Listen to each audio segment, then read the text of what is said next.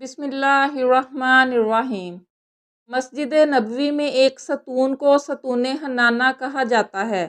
لفظ حنانہ کے معنی چیخو پکار کے ہیں۔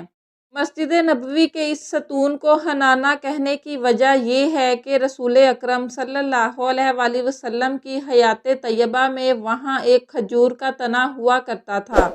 نماز پڑھنے کے بعد رسول خدا صلی اللہ علیہ وآلہ وسلم اس تنے کا سہارا لے کر مسلمانوں سے خطاب کیا کرتے تھے۔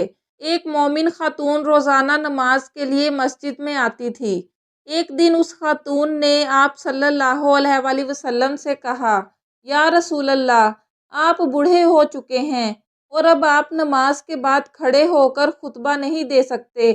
میرا بیٹا بڑھئی ہے، اگر آپ اجازت دیں تو وہ آپ کے لیے ایک ممبر بنا دے گا اور آپ اس پر بیٹھ کر خطبہ دیا کریں گے۔ نبی اکرم صلی اللہ علیہ وآلہ وسلم نے اس کی پیشکش قبول کر لی۔ عورت نے اپنے بیٹے سے کہا کہ آپ صلی اللہ علیہ وآلہ وسلم کا ممبر تیار کر لے۔ اس نے آپ کے لیے ایک ممبر بنایا جس کی 3 سیڑھیاں تھیں۔ وہ بنا کر مسجد نبوی میں لے آیا اور آپ صلی اللہ علیہ وآلہ وسلم کے خطبے کی جگہ پر اسے رکھ دیا۔ جب اس دن نبی اکرم صلی اللہ علیہ وآلہ وسلم نماز سے فارغ ہوئے تو آپ ممبر کی طرف تشریف لائے۔ جب آپ ممبر کی طرف جا رہے تھے اور اس کھجور کے تنے کے قریب سے گزرے تو تنے سے رونے کی آواز بلند ہوئی۔ اسے تمام مسلمانوں نے سنا اور اس کے رونے سے آپ صلی اللہ علیہ وآلہ وسلم خود بھی متاثر ہوئے۔ آپ نے اس تنے کو سینے سے لگایا جس سے وہ پرسکون ہو گیا۔ آپ نے اس سے فرمایا، اے کھجور کے تنے، گھبرا نہیں، میں نے تیرے متعلق خدا سے درخواست کی ہے کہ وہ تجھے جنت کا درخت بنائے گا۔ اس کے بعد تنا خاموش ہو گیا۔ بیان کیا جاتا ہے کہ وہ تنا بنو امیہ کے عہد تک مسجد میں باقی رہا۔ اولاد مروان کے عہد حکومت میں مسجد کی توسیع کی گئی تو اس کو کاٹ کر پھینک دیا گیا۔ ایک مومنہ خاتون 300 درہم کی تھیلی لے کر نبی اکرم کی خدمت میں حاضر ہوئی۔ اس نے وہ رقم آپ کی نظر کی اور عرض کیا، یا رسول اللہ، یہ درہم فقراء میں تقسیم کر دیں۔ آپ صلی اللہ علیہ وآلہ وسلم نے وہاں پر موجود ایک صحابی سے فرمایا، اس سے یہ تھیلی لے لو اور سونے کے یہ درہم زمین پر رکھ دو۔ صحابی نے وہ تھیلی لی اور خاتون کے سامنے اسے انڈیلا تو اس میں سے سونے کے درہم زمین پر گرنے لگے۔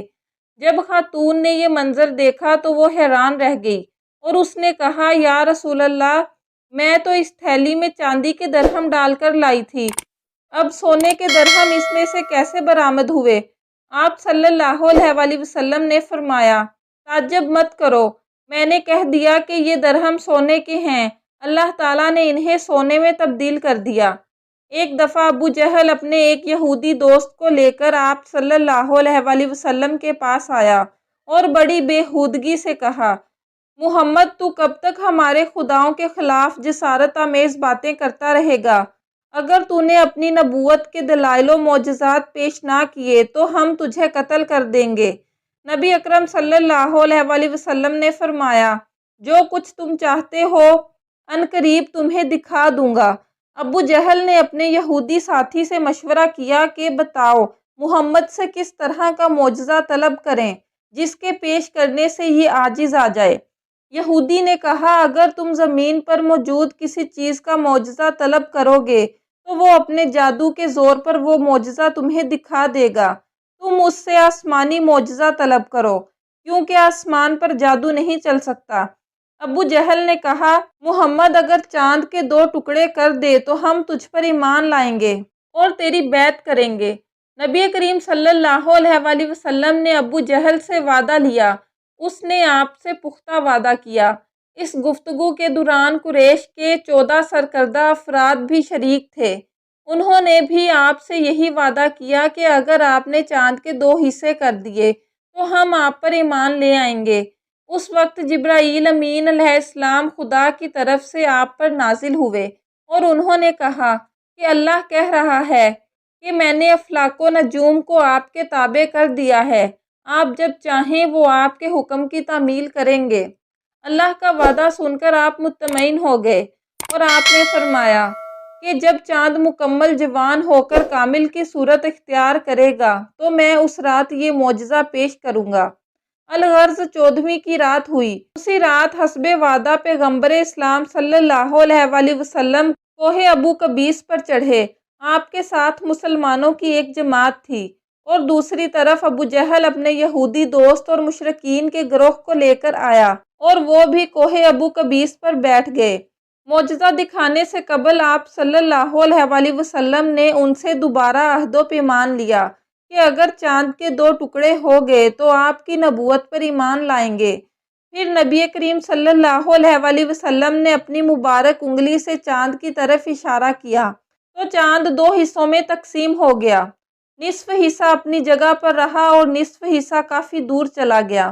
رسول خدا صلی اللہ علیہ وآلہ وسلم نے ابو جہل اور مشرکین سے کہا، کیا تمہیں چاند پھٹا ہوا دکھائی دے رہا ہے؟ لوگوں نے کہا، جی ہاں، یہ 2 نصف حصوں میں تقسیم ہو چکا ہے۔ اگر آپ نبی ہیں تو اشارہ کریں اور دونوں حصے یکجا ہو جائیں اور چاند اپنی پہلی حالت پر واپس آ جائے۔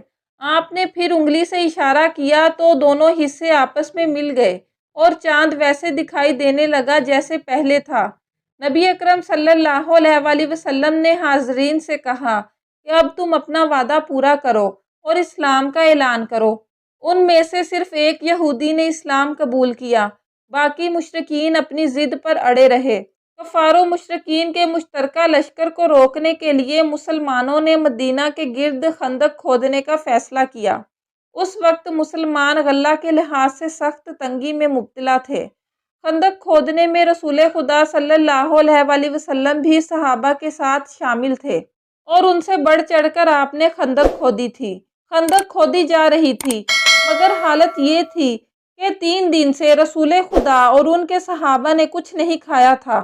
حضرت جابر بن انصاری رضی اللہ تعالی عنہ کے گھر میں ایک بکری موجود تھی۔